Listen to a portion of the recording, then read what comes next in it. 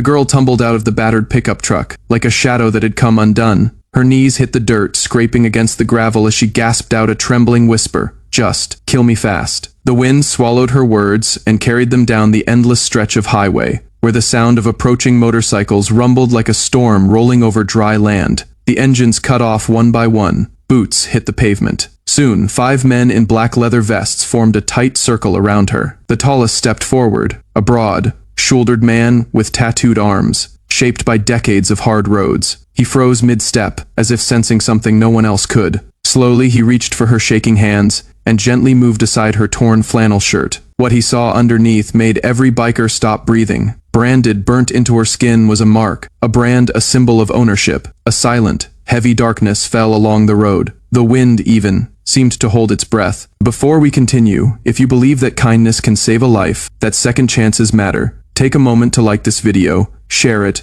and subscribe to Real Kindness Stories. Your support helps us spread stories that remind the world that humanity still exists. Her name was Rain Whitlock, though she hadn't heard anyone call her that in years. She'd spent 3 sleepless nights running, concealing herself behind dumpsters, scrounging for scraps, doing anything to put distance between herself and the place she once dared to call home. But home had turned into a private hell the moment those same men she trusted held her down and pressed a scorching hot iron brand into her flesh, their twisted sign of owning her, seared into the side of her, as she screamed for a help that never came. She thought she would die there. She ran anyway. And now, in front of a group of bikers she didn't know, Rain had nothing left. Not strength to fight or energy to flee. Not even hope to hold. Hawk Grayson, the leader of the crew, had seen broken souls before. His motorcycle club, the Iron Shepherds, wasn't the kind of group people walked up to willingly, but something in Rain's eyes stopped him. Terror, pain, and behind it, a desperate plea not to be seen. When his gloved hand came across the burned mark,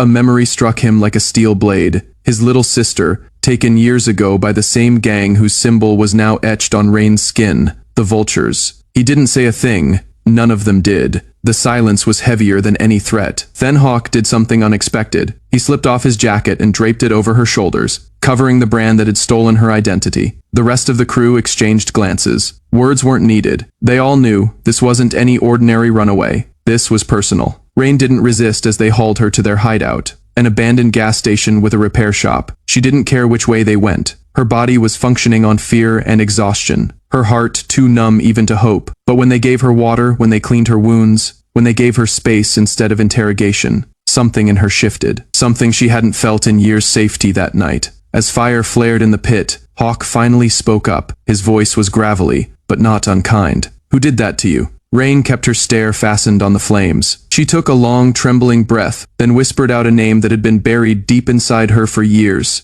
Mason Varick, leader of the Vultures. Mach, a gang notorious for trafficking and branding women like cattle. The air around them chilled. The Iron Shepherds, too, shared a grim past with the Vultures. Once brothers until betrayal carved a permanent line in the asphalt between them. Hawk's jaw tightened. His fists curled. The mark on Rain's body wasn't just a scar. It was a declaration of war. Over the next few days, Rain tried to leave more than once. "You walk out there alone, and you'll be hunted before sunrise," he said to her one night. "But if you stay, maybe for once in your life, you won't have to run." At first Rain didn't believe him. She didn't believe anybody. But slowly, inch by inch, the walls she'd built to survive began to crack. She spoke about her childhood, and of the dreams she once had before life got stolen. She admitted the darkest belief she'd held for years, that maybe she wasn't meant to survive at all. Then one night, she stood in the cracked mirror in the gas station bathroom. Her fingers brushed over the branded scar on her side. For the first time, she didn't feel the familiar sting of shame. She felt something else.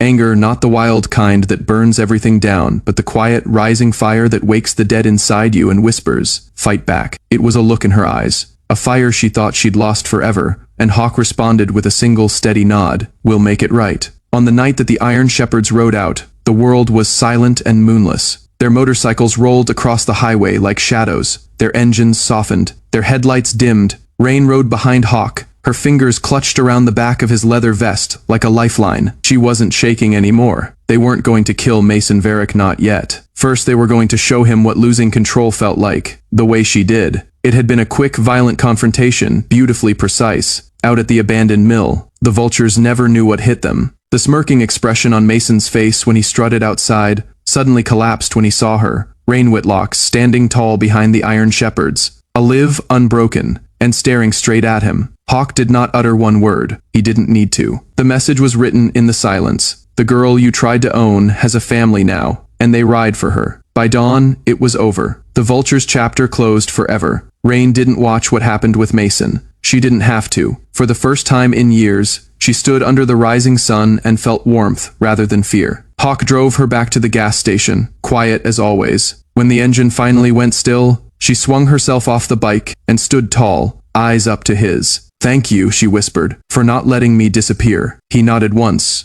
"You're one of us now." And for the first time in a very long time, Rain smiled. Not the fragile, broken smile of someone trying to survive, but a real smile. For somewhere between pain and compassion, she had rediscovered her strength. If this story touched your heart, if you believe in healing, in courage, and in the kind of kindness that can save even one lost soul, please like this video, share, and subscribe to Real Kindness Stories. Your support keeps us telling these stories, the ones that remind the world that empathy still matters. Before you scroll, comment below with one word that describes what this story made you feel. Hope, pain, faith, strength? We'd love to hear your heart.